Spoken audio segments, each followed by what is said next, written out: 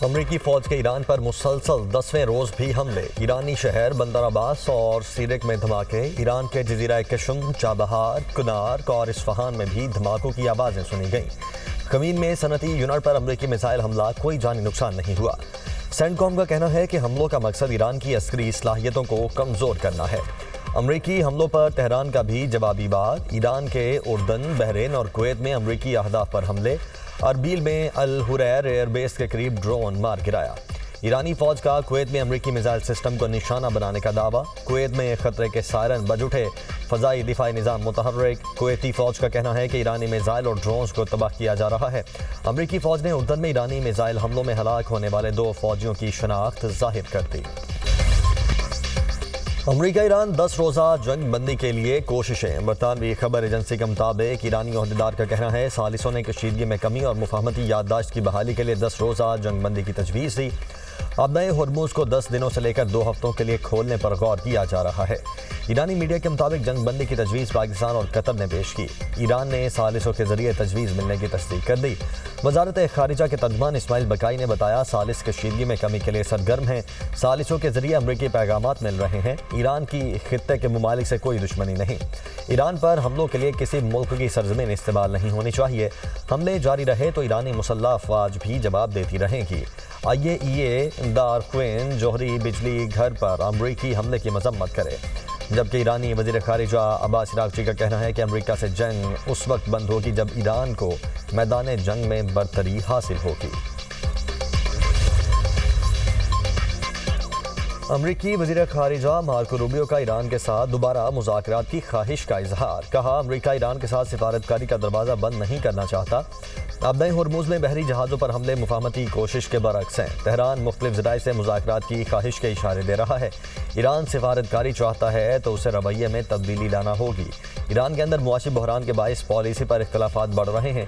ایران میں ایک ہلکا مذاکرات کا حامی، دوسرا سخت موقف پر قائم ہے۔ مذاکرات کے حامی فیصلہ سازی میں کامیاب ہوتے ہیں تو یہ مثبت پیش رفت ہوگی۔ ایرانی وزیر داخلہ اسکندر مومنی کی وفد کے ہمراہ اسلام آباد آمد، وزیر داخلہ محسن نقوی کو اسکندر مومنی کے دورہ پاکستان سے اچھی خبر کی امید۔ محسن نقوی نے کہا امید ہے ایرانی وزیر داخلہ اسکندر مومنی اچھی خبر لے کر آئے ہیں، علاقائی صورتحال پر بھی پیش رفت کی امید ہے۔ آپ کے دورہ پاکستان سے 2 طرفہ تعلقات کو فروغ ملے گا۔ اسکندر مومنی نے کہا پاکستان اور ایران کے تعلقات فقید المثال ہیں، پاکستان کی مہمان نوازی کا ہمیشہ معترف رہا ہوں۔ ایرانی وزیر داخلہ وزیر اعظم اور فیلڈ مارشل سے ملاقاتیں کریں گے۔ اسکندر مومنی ایرانی صدر کا خصوصی پیغام پاکستانی قیادت کو پہنچائیں گے۔ امریکی فوجیوں کی ہلاکت کی صورت میں ایران پر مزید حملوں کی دھمکی، کسی بھی امریکی فوجی کی ہلاکت کی کئی گنا قیمت ایران کو چکانا ہوگی۔ امریکی صدر ڈونلڈ ٹرمپ کا فوجیوں کی ہلاکت پر سوشل میڈیا پر بیان، کہا ایران کے ہر حملے کا بھرپور جواب دیا جائے گا۔ فوجی قیادت کو ایران سے متعلق واضح ہدایات جاری کر دی گئی ہیں۔ نیتن یاہو کو امریکہ میں کسی صورت گرفتار نہیں کیا جائے گا۔ نیتن یاہو ایران کے خلاف جنگ لڑ رہے ہیں، ایران کو تباہی کی راہ پر لے جانے والوں کو گرفتار ہونا چاہیے۔ امریکہ کے ساتھ مکمل جنگ کی حالت میں ہیں، ایرانی صدر مسعود پزشکیان کا کہنا ہے ہمیں حقیقت پسند ہونا ہوگا اور اس مزاحمت کے فطری نتائج کو قبول کرنا ہوگا۔ امریکہ کے ساتھ مفاہمتی یادداشت میں ایرانی مفادات کو ترجیح دی گئی۔ 14 شکوں میں ایسی کوئی شک نہیں جس سے یک طرفہ طور پر صرف امریکہ کو فائدہ پہنچا ہو۔ اسپیکر باقر کالیباف کہتے ہیں ایران امریکی چالیں سمجھنے میں ماہر ہے۔ امریکہ خطے میں نیا فوجی ساز و سامان لا رہا ہے، دوسری جانب دعویٰ کرتا ہے کہ وہ جنگ روکنا چاہتا ہے۔ امریکہ نے ہماری ذہانت کو اپنی عقل کی طرح محدود سمجھ رکھا ہے۔ عمان کے ساحل کے قریب آبدائے ہرموز میں آئل ٹینکر پر حملہ، برطانوی میری ٹائم ٹریڈ آپریشنز کے مطابق نامعلوم سمت سے آنے والے پروجیکٹائل نے ٹینکر کو نشانہ بنایا۔ واقعہ عمان کے علاقے لیما کے شمال مشرق میں تقریباً 8 ناٹیکل میل دور پیش آیا۔ ٹینکر نے VHF چینل 16 پر حملے کی رپورٹ دی، خطرات کے پیش نظر بحری جہازوں کو محتاط رہنے کی ہدایت۔ یمن کی حوثی تنظیم انصار اللہ نے سعودی عرب کی بحری ناکہ بندی کا اعلان کر دیا۔ انصار اللہ کے ترجمان یحییٰ سری کا کہنا ہے یمن کے صنعاء ایئرپورٹ کی مسلسل ناکہ بندی ناقابل برداشت ہے، ہم ناکہ بندی کا جواب ناکہ بندی سے دیں گے، کشیدگی کا جواب مزید کشیدگی سے دیا جائے گا۔ بحری ناکہ بندی کا بھرپور طاقت سے جواب دیا جائے گا۔ سعودی فوجی اتحاد نے واضح کر دیا، کہا باب المندب میں جہازوں کی حفاظت کی جائے گی۔ سعودی عرب نے حوثیوں کے الزامات کو مسترد کر دیا۔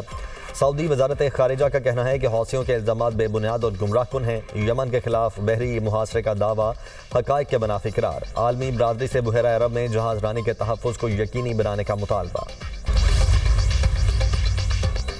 وزیراعظم سے کینیڈین وزیر خارجہ کی ملاقات، دو طرفہ تعلقات کو وسعت دینے پر تبادلہ خیال۔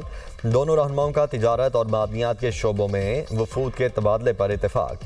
شہباز شریف نے کہا دونوں ملکوں کے درمیان دوستانہ تعلقات قائم ہیں۔ تجارت، سرمایہ کاری، زراعت کے شعبوں میں تعاون کو مزید وسعت دینے کی ضرورت ہے۔ انیتا آنند نے شہباز شریف کو کینیڈین وزیر اعظم مارک کارنی کا خیر سگالی کا پیغام پہنچایا۔ وزیر اعظم کا کینیڈین ہم منصب سے جلد ملاقات کی خواہش کا اظہار۔ خطے میں امن کی کوششوں کے لیے پاکستان کی حمایت کرنے پر کینیڈا سے اظہار تشکر۔ فیلڈ مارشل سید آصف منیر سے کینیڈین وزیر خارجہ انیتا آنند کی ملاقات، باہمی دلچسپی کے امور اور علاقائی سلامتی سے متعلق تبادلہ خیال۔ پاکستان اور کینیڈا کے درمیان دو طرفہ تعلقات پر بھی بات چیت۔ فیلڈ مارشل نے عالمی امن اور علاقائی استحکام کے حوالے سے پاکستان کے نقطہ نظر کو اجاگر کیا۔ مشترکہ سیکورٹی چیلنجز سے نمٹنے کے لیے تعاون اور باہمی کوششوں کی اہمیت پر زور دیا۔ کینیڈین وزیر خارجہ نے دہشت گردی کے خلاف جنگ میں پاکستان کی کوششوں اور قربانیوں کو سراہا۔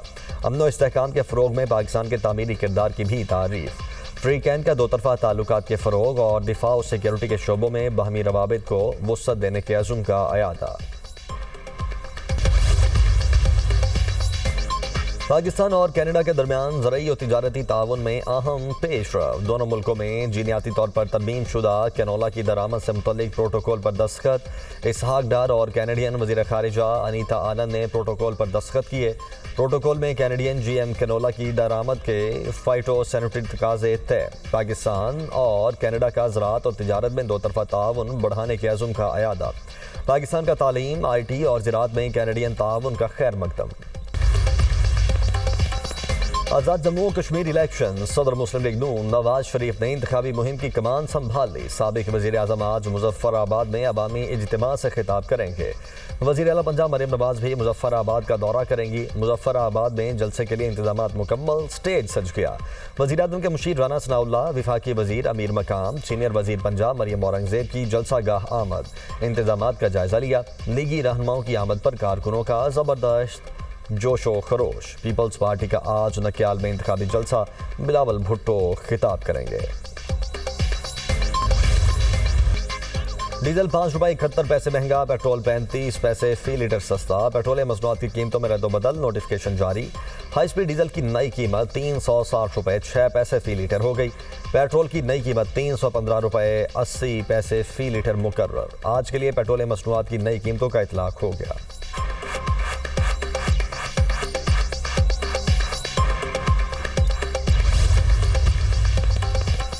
وزیر اعلیٰ مریم نواز کا منفرد ویژنری اقدام، بہترین غیر ملکی اسپیشلسٹ ڈاکٹر پنجاب کے سرکاری ہاسپٹلز میں مفت علاج کریں گے۔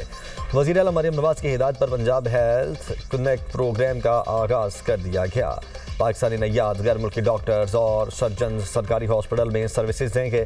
غیر ملکی ڈاکٹرز اور سرجنز مقامی طبی عملے کو جدید طبی مہارتوں کی تربیت بھی دیں گے۔